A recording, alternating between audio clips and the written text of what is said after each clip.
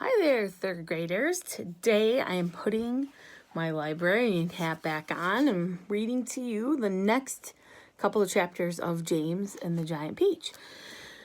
It was a few weeks ago that we were reading this, so I'm going to remind you. The peach is up in the air by a whole bunch of seagulls that were tied to either silkworm or spider threads. And these sharks are, chomping at the bit, trying to get the peach. Chapter 23. In a flash, everybody was up on top. "Oh, isn't it beautiful?" they cried. "What a marvelous feeling. Goodbye, sharks.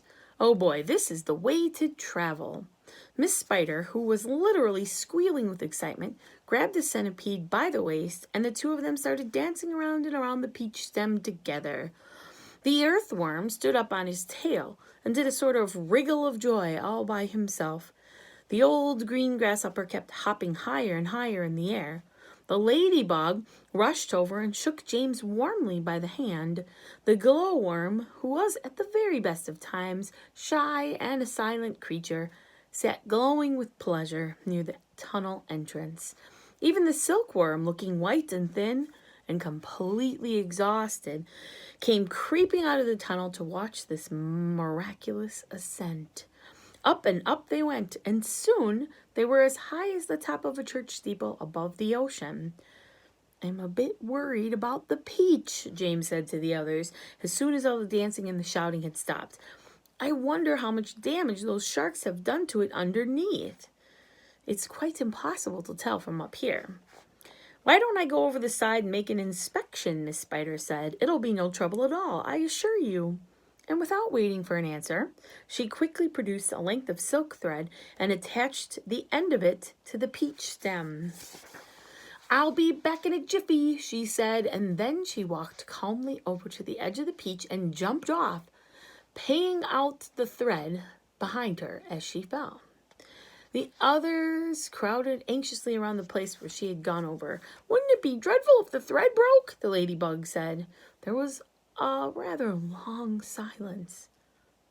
"Are you all right, Miss Spider?" shouted the old green grasshopper. "Yes, thank you," her voice answered from below. "I'm coming up now." And up she came, climbing foot over foot up the silk thread, and at the same time tucking the thread back cleverly into her body as she climbed past it. "Is it awful?"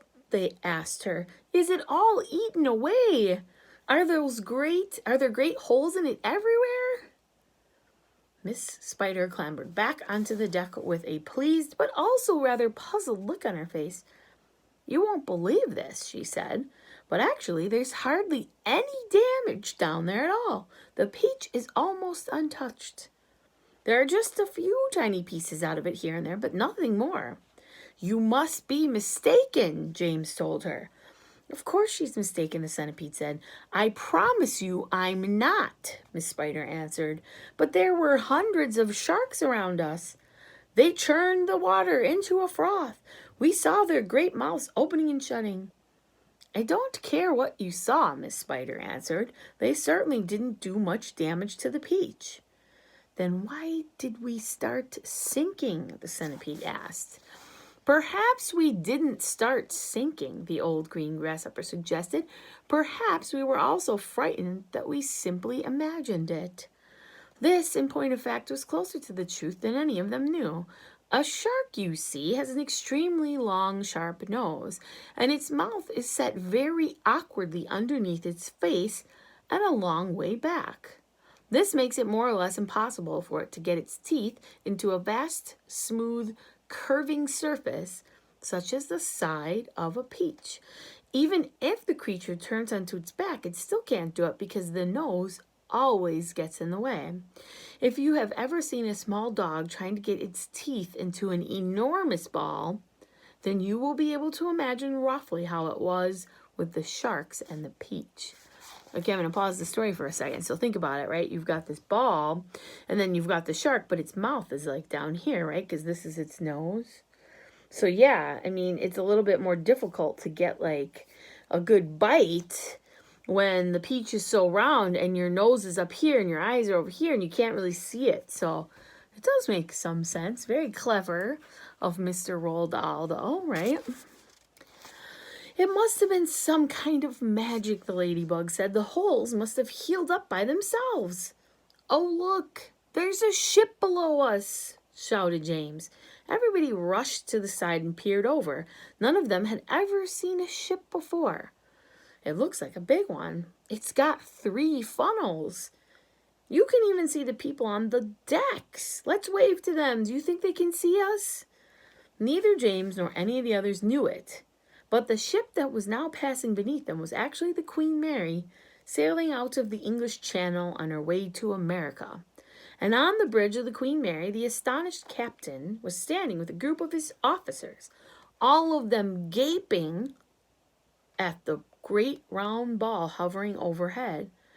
I don't like it, the captain said. Nor do I, said the first officer.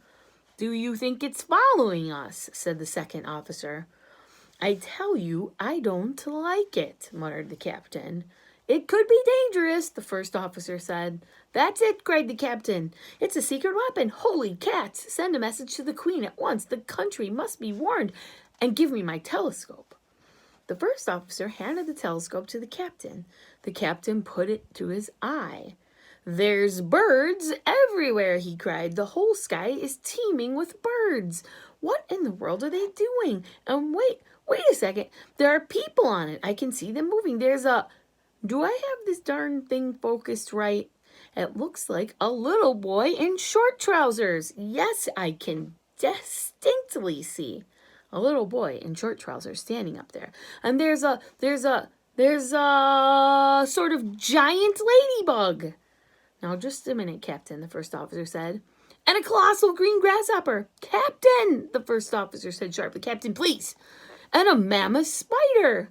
Oh, dear, he's been at the whiskey again, whispered the second officer. And a simply enormous centipede, screamed the captain. Call the ship's doctor, the first officer said. Our captain is not well. A moment later, the great round ball disappeared into a cloud, and the people on the ship never saw it again. Here's a look at the ship. You see that?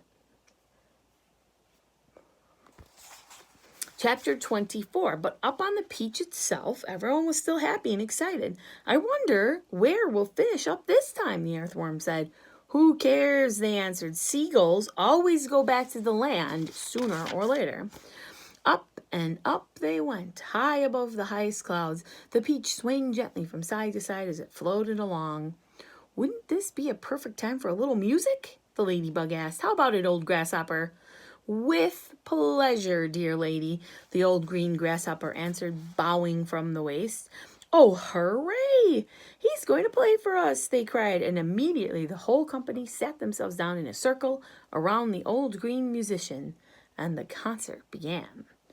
From the moment that the first note was struck, the audience became completely spellbound. And as for James, never had he heard such beautiful music as this. In the garden at home on summer evenings, he had listened many times to the sound of grasshoppers chirping in the grass, and he had always liked the noise they had made. But this was a different